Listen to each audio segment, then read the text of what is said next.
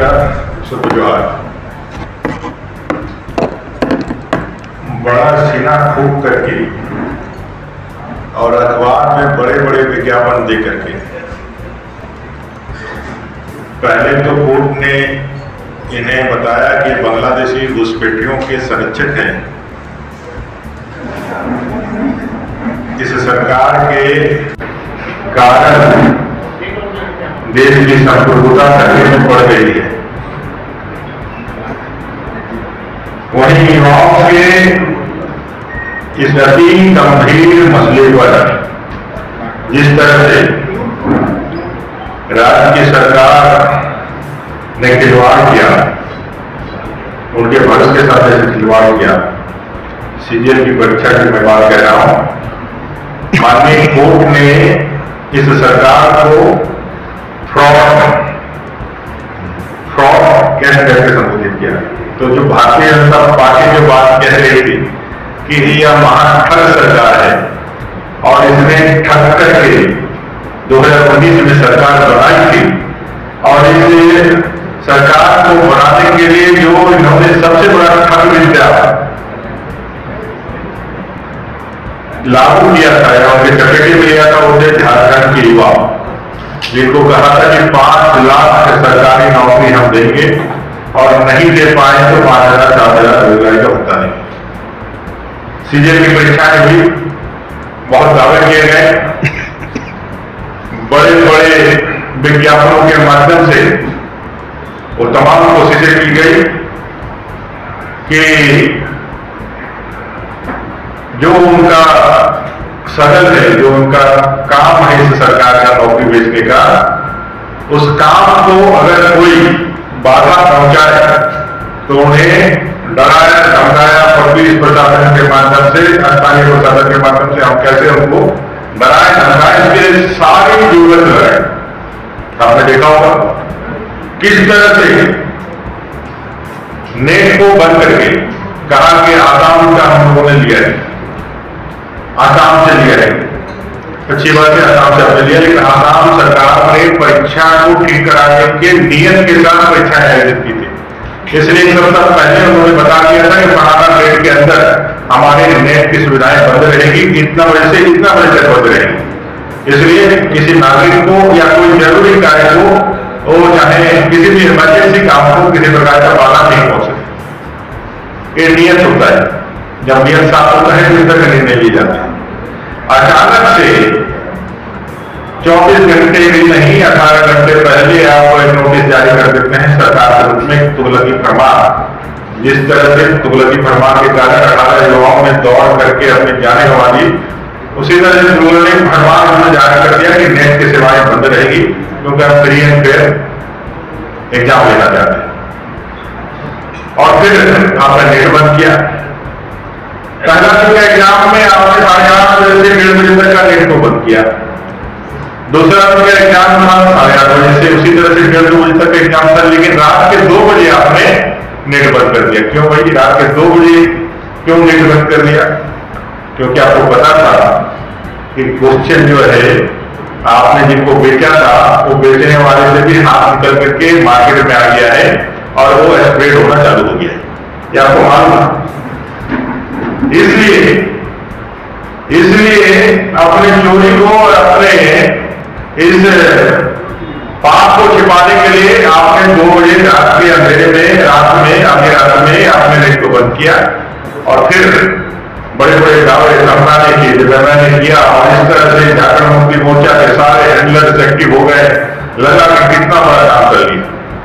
परीक्षा देना भी इनके लिए बहुत बड़ा काम किया। सोचिए, परीक्षा लेकर के फ्री एंड फेयर हम लोग की सरकार, राज्य की सरकार के तहत यदि हम लोग नौकरियां इस तरह से दिए थे फ्री एंड फेयर, एक भी किसी में दाग नहीं लगा, उस तरह का कोई काम कर लेते तो इनको लगता है कि कितना बड़ा इन्होंने इस बात काम हो गया। परीक्षाएं आयोजित कर इसी में बाबा खुद और खुद घोषणा कर रहे हैं फ्री एंड फेयर। और अभी 22 तारीख से आज हम 28 तारीख में बात कर रहे हैं, 6 दिन के अंदर में इनकी हवा निकल चुकी थी।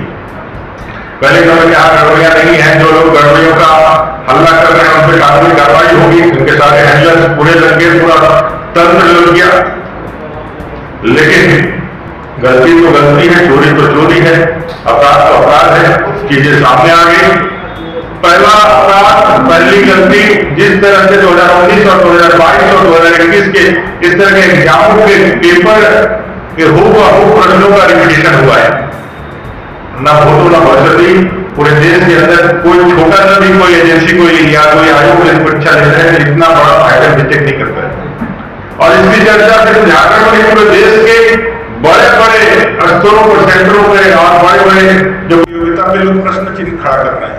कमी झारखंड या झारखंडियों की योग्यता क्षमता पे नहीं है, कमी है इस राज्य सरकार के इच्छा शक्ति पर और कमी है इस राज्य सरकार के नियत पर, जो इस जात की जनता को या युवाओं को नौकरी नहीं देना चाहते हैं।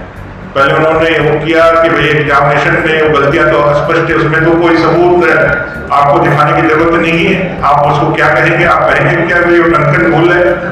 अगर जेएसएससी अपने राज्य के अंदर ही, अपने इस कार्यकाल में ही, 5 साल के कार्यकाल में ही अगर यदि 2 साल के एग्जामिनेशन के प्रश्नों का रिपीटेशन को नहीं रोक पाया, तो आप समझ सकते हो कितनी गंभीर थी। फिर जिस तरह से वीडियो आए, बच्चों ने जिस तरह से आगे आकर के सबूत दिए कि परीक्षा केंद्र में पहले, परीक्षा से पहले ही आंसर शीट लोगों को बताया जा रहा, दिखाया जा रहा है। एक तो मेरे पास है, बकायदा मेरे पास है, 4 बजे सुबह में आंसर का पूरा लिखा हुआ है, 10-15 आंसर लिखा हुआ है और हूबहू आंसर का जवाब का है, क्वेश्चन का नहीं है, जवाब मुझे कौन कौन जवाब है और आंसर कोई क्वेश्चन आता है 10 बार, तो मेरे पास भी है। सारे युवाओं के लिए बच्चों ने दिया था, लेकिन डर रहे थे कि भाई हम लोग सामने नहीं आ सकते हैं, कहेंगे सरकार जो है इतना दबाव बना कर रखी है, लगता है कि सीधे जेल में भेजेगा, उसके बाद कोई बात करें। लेकिन भारतीय जनता पार्टी और भारतीय जनता पार्टी के प्रदेश अध्यक्ष सिमन बाबूलाल मरांडी और भारतीय जनता युवा मोर्चा के अपने प्रदेश अध्यक्ष यहाँ बैठे हुए शशांक जी, आप लोगों ने उस बच्चों के साथ खड़ा रहना और अन्याय अत्याचार के खिलाफ झुकना नहीं, संघर्ष करना, इस भ्रष्टाचारी सरकार को, युवा विरोधी सरकार के आगे घुटने नहीं टेकने, हम लोगों ने उनके लड़ाई के साथ खड़ा रहना स्वीकार किया। और हम लोगों ने कहा कि अगर गड़बड़ियां हुई है तो गड़बड़ियां कोई करके बच जाएगा, ऐसा हो नहीं सकता है। महामहिम राज्यपाल ने इसका संज्ञान लिया, जेएसएससी चेयरमैन और बाकी लोगों ने चैलेंज दिया कि सबूत दिखाइए, तो काम हम बताएंगे। सबूत लेकर के कल छात्र गए, सारे सबूत उनको दिखाया गया, बताया गया कि किस तरह से एग्जामिनेशन के पहले आंसर की लिखाया जा रहा था, बताया जा रहा था, वीडियो है, फुटेज है, जिस छात्र के साथ हुआ है वो छात्र सामने आकर के कहा है। पूरे झारखंड प्रदेश में आक्रोश का माहौल है। ये सरकार आखिरी समय में भी नौकरियां बेचने से बात नहीं आती है। कहावत है ना कि चोर चोरी से जाए, हेराफेरी से नहीं जाए। चोरी क्या, इन्होंने तो हेराफेरी किया, इन्होंने डकैती प्रारंभ कर दी युवाओं के साथ और लगातार इनका मंशा जो है वो साफ जाहिर हुआ। सरकार की गड़बड़ियां दिखाने और बताने की अपने आप को आगे लाने का काम किया।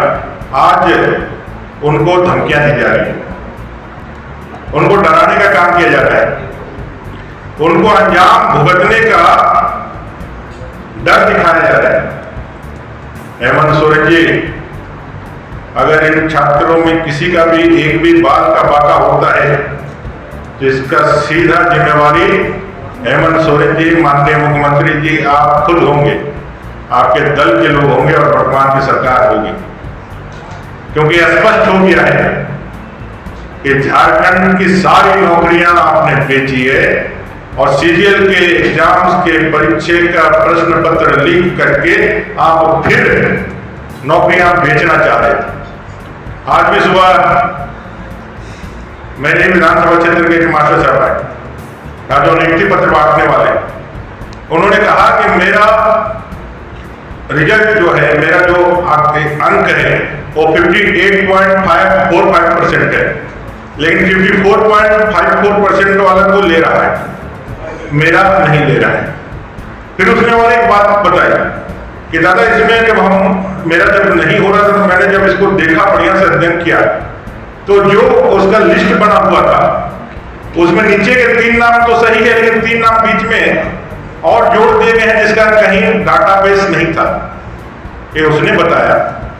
मैं इसको अभी पूरे दावे के साथ नहीं कह रहा हूं, लेकिन अगर यदि ऐसा हुआ है, मैंने बोला है कि भाई वो सारी चीजों को फिर से एक बार बढ़िया से निकालने का काम करिए, और यदि हुआ है तो समझ जाइए कि डाटा बेस में भी हेरा फेरी करके ये लोग नौकरियां बेच रहे हैं।